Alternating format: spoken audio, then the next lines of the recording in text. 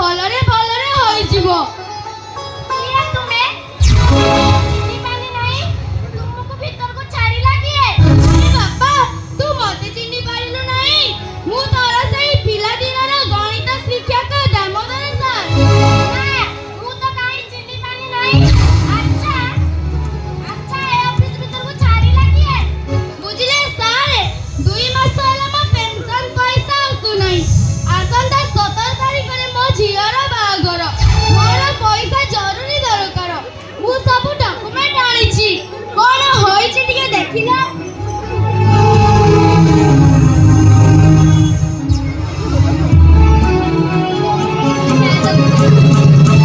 ଆପଣଙ୍କ ଡକ୍ୟୁମେଣ୍ଟ ସବୁ ଭୁଲ ଅଛି। ଲକ୍ଷେ ଟଙ୍କା ଦେବାକୁ ପଡ଼ିବ। ନହେଲେ ଆପଣଙ୍କର କାମ ହେବ। ଲକ୍ଷେ ଟଙ୍କା? ମତେ ଟିକେ ଦୟା କରନ୍ତୁ ସାର୍, ନହେଲେ ମୋ ଝିଅର ବାହାଘର ଭାଙ୍ଗିଯିବ ସାର୍। ମୁଁ ଗାଁରେ କାହାରିକୁ ମୁହଁ ଦେଖାଇ ପାରିବି ନାହିଁ ସାର୍। ମତେ ଟିକେ ଦୟା କରନ୍ତୁ। ସାର୍, ଆପଣ ମତେ ଟିକେ ମୋ କାମ କରିଦିଅନ୍ତୁ ସାର୍। ମୁଁ ଆପଣଙ୍କୁ ନେହୁରା ହେଉଛି ସାର୍, ନହେଲେ ମୋ ଝିଅର ବାହାଘର ଭାଙ୍ଗିଯିବ। ସାର୍, ମୁଁ ଆପଣଙ୍କୁ ହାତ ଯୋଡୁଛି, ମୋ କାମ ଟିକେ କରିଦିଅନ୍ତୁ।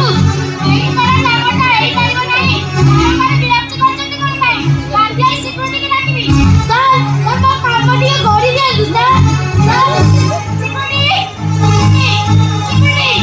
ଆଜ୍ଞା ସାର୍, କଣ ହେଲା?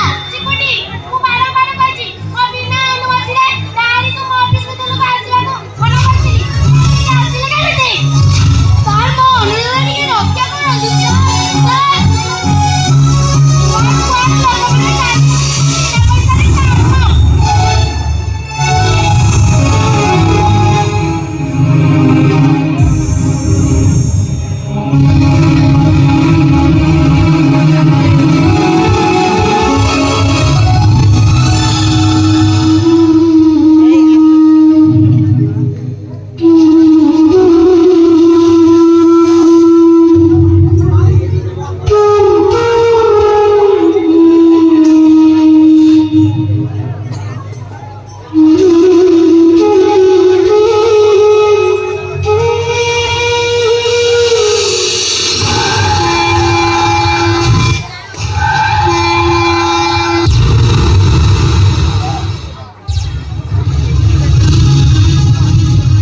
ଆରେ ଏ ତ ଆମର ସେଇ ପିଲାଦିନର ଗଣିତ ଶିକ୍ଷକ ଦାମୋଦର ସାର୍। ଗାଡ଼ି ଧକ୍କାରେ ସାର୍ଙ୍କର ମୁଣ୍ଡଟା ଫାଟି ଯାଇଛି। ସାର୍ ବି ତ ଦେଖାଶୂନ୍ୟ ଯାଇଛନ୍ତି। ଗାଡ଼ିରୁ ପାଣି ବୋତଲଟି ନେଇ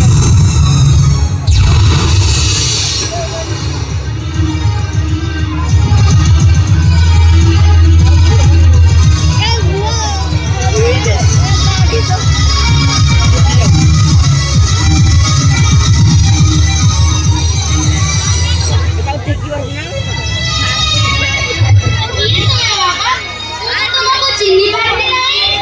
ସାର୍, ମୋତେ ଆପଣ ଚିହ୍ନି ପାରୁନାହାନ୍ତି? ମୁଁ ପରା ସେଇ ପିଲାଦିନର ଛାତ୍ର ରାଜୀବ।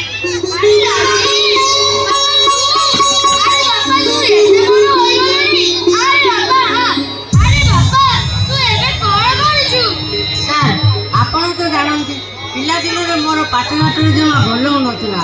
ପରିବାରଟା ପୋଷିବା ପାଇଁ ଏଇ ଅଟୋ ଗାଡ଼ିଟା ଚଲୁଛି। ସାର୍, ଆପଣ ଏଇ ଦୌଡ଼ ଖରା ପାଗରେ କୁଆଡ଼େ ବୁଲୁଛନ୍ତି? ଆପଣଙ୍କର ଯଦି ଗାଡ଼ି ଦରକାର ହେଇଯାଇଥାନ୍ତା। ଏ ଜୀବନଟା ରହିବା ଅପେକ୍ଷା ଗାଡ଼ି ଧକ୍କାରେ ଚାଲି ଯାଇଥିଲେ ଭଲ ହୋଇଥାନ୍ତା। ସାର୍, ଆପଣ ଏପରି କଥା କାହିଁକି କହୁଛନ୍ତି? ଆପଣଙ୍କର କ'ଣ ହେଇଛି ସାର୍? କାହା କଥା କଣ କହିବି କିରେ? ତୋର ସେଇ ପିଲାଦିନର ସାଙ୍ଗ ସଞ୍ଜୀବ ନୁହଁ ନା, ଯାହାକୁ ମୁଁ ମୋ ପୁଅଠାରୁ ଅଧିକ ଭଲ ପାଉଥିଲି। ତୋର ମନେ ଅଛି ନା ବାପା ସେଇ ପିଲାଦିନର ସ୍କୁଲ କଥା? ମୁଁ ତୋ ପ୍ରତି ଯୋଉ ଅନ୍ୟାୟ କରିଥିଲି, ଆଜି ତାର ଅନୁତାପ କରୁଛି।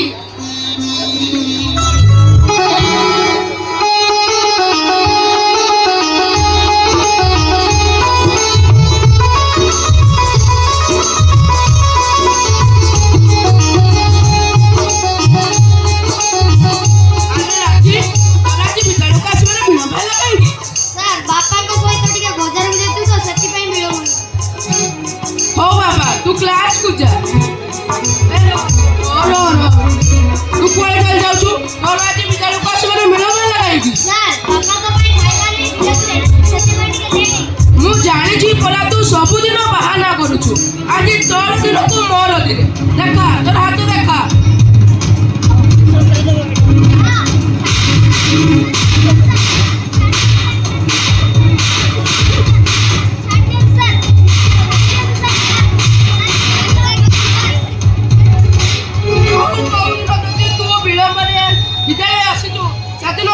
ଚିହ୍ନିବୁ। କ୍ଲାସକୁ ଯା। ସାର୍ ଦୁଇ ଜଣ ତ ବିଳମ୍ବରେ ଆସିଲେ, ଆପଣ ଜଣକୁ ମାରିଲେ, ଜଣକୁ ଛାଡ଼ିଲେ କାହିଁକି? ଆପଣ କିଛି ଜାଣିନାହାନ୍ତି ସାର୍। ଏ ପିଲାଟା ପାଠରେ ନା ଷାଠରେ, ଏହାକୁ ଦଣ୍ଡ ଦେବା ଉଚିତ। ସାର୍ ଆପଣ ଯେଉଁଟା କରୁଛନ୍ତି ଅନ୍ୟାୟ କରୁଛନ୍ତି, ଆପଣ ଦିନେ ନା ଦିନେ ପସ୍ତେଇବେ। ସାର୍ ବେଲ୍ ତ ପଡ଼ିଲାନି, ଏବେ କ୍ଲାସକୁ ଯିବା। ବେଲ୍ ତ ପଡ଼ିଲେ ନା, ଚାଲନ୍ତୁ ଆପଣ ବି ଯିବେ ଆମେ ବି ଯିବା ଆଉ।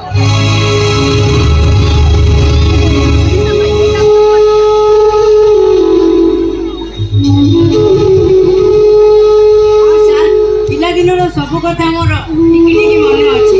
ସେ କଥା ଭୁଲିବି ଯେ କେମିତି? ସାର୍ ଆପଣ ଏବେ ସେ କଥା ଛାଡ଼ନ୍ତୁ। ଆପଣଙ୍କର ଦେହ ଏବେ କିପରି ଅଛି ସାର୍? ଘରର ସମସ୍ତଙ୍କ ଦେହ ଭଲ ଅଛି ତ? ଆଉ ଆପଣଙ୍କର ଝିଅ ଯେ ସୀମା, ସେ ଏବେ କ'ଣ କରୁଛି ସାର୍? ସେଇ ସୀମାର ବାହାଘର ପାଇଁ କିଛି ଟଙ୍କା ଦରକାର ଥିଲା, ସେଥିପାଇଁ ପେନ୍ସନ୍ ଅଫିସ ଯାଇଥିଲି। ସେଠାରେ ଯାଇ ଦେଖିଲି ଯେ ମୋର ସେଇ ପିଲାଦିନର ସାଙ୍ଗ ସଞ୍ଜୀବ ନୁହଁ ନା, ସେ ସେଇଠାରେ କର୍ମଚାରୀ ଅଛି। ସେ ମୋ ସହିତ ଯେଉଁ ବ୍ୟବହାର କରିଲା ନା, କ'ଣ କରୁଛି ସଞ୍ଜୀବ ସାର୍? କ'ଣ କରୁଛି? କଣ ଆଉ କରିବ ସେ? ମତେ ଅଚିହ୍ନା ଭଳିଆ ବ୍ୟବହାର କରି ପେନ୍ସନ୍ ଟଙ୍କା କରିଦେବ ବୋଲି ଲକ୍ଷେ ଟଙ୍କା ଲାଞ୍ଚ ମାଗୁଛି। ମୋ ପାଖରେ ପଇସା ନଥିବା ସମୟରେ ମତେ ତା ଅଫିସରୁ ଗୋଡ଼ ଧକ୍କା କରି ତଡ଼ିଦେଲା। ଶେଷରେ ସଞ୍ଜୀବ ସାର୍ ଏତେ ଦୂରକୁ ଖସିଗଲେ। ବୁଝିଲେ ସାର୍, ଆପଣ ଜଣେ ଆସିଲେ ମନ ଦୁଃଖ କରନ୍ତୁ ନାହିଁ। ସେଇ ଅଫିସରେ ମୋର ଜଣେ ଭଲ କର୍ମଚାରୀ ଅଛନ୍ତି। ମୁଁ ତାଙ୍କୁ କହିଲେ ସେ ଆପଣଙ୍କର କାର୍ଯ୍ୟଟିକୁ ଖୁବ୍ ଶୀଘ୍ର କରିଦେବେ। ଚାଲନ୍ତୁ ସାର୍।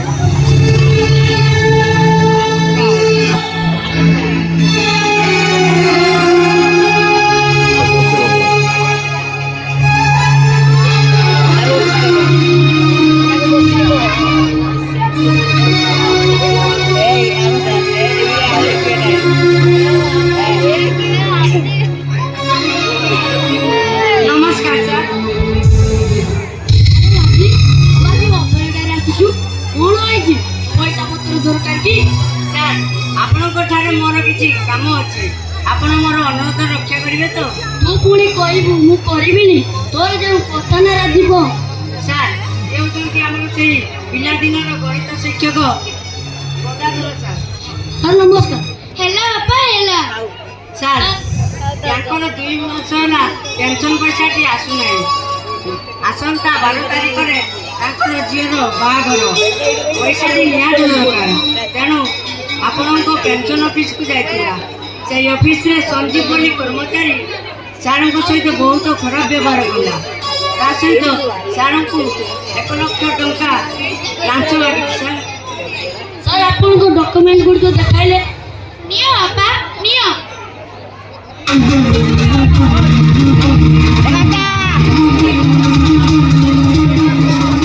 ସାର୍ ଡକ୍ୟୁମେଣ୍ଟ ଗୁଡ଼ିକ ସବୁ ଠିକ୍ ଅଛି। ମୁଁ ଏବେ ଶୁଣି ଜଣେ ଫୋନ୍ କରିଲ କହୁଛି ଯେ ଆପଣଙ୍କ କାମଟି କରିଦେବ।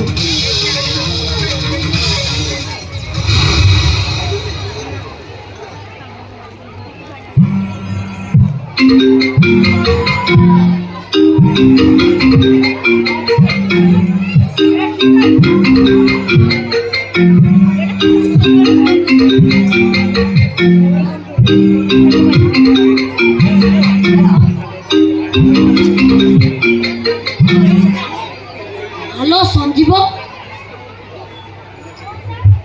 ଆଜି ତୋ ପାଖକୁ ଅଫିସ କାମରେ ଦାମୋଦଶା ଯାଇଥିଲେ।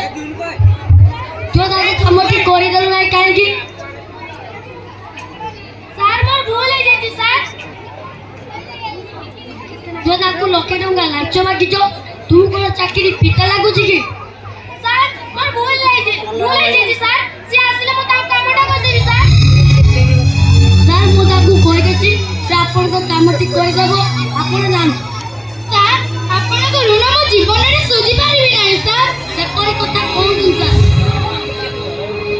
ଆପଣ ଯାଆନ୍ତୁ, ମୁଁ ତାଙ୍କୁ କହିଦେଇଛି। ମୁଁ 10 ମିନିଟ୍ରେ ପହଞ୍ଚୁଛି, ଆପଣ ଯାଆନ୍ତୁ। ଆସନ୍ତୁ ସାର୍ ଆସନ୍ତୁ।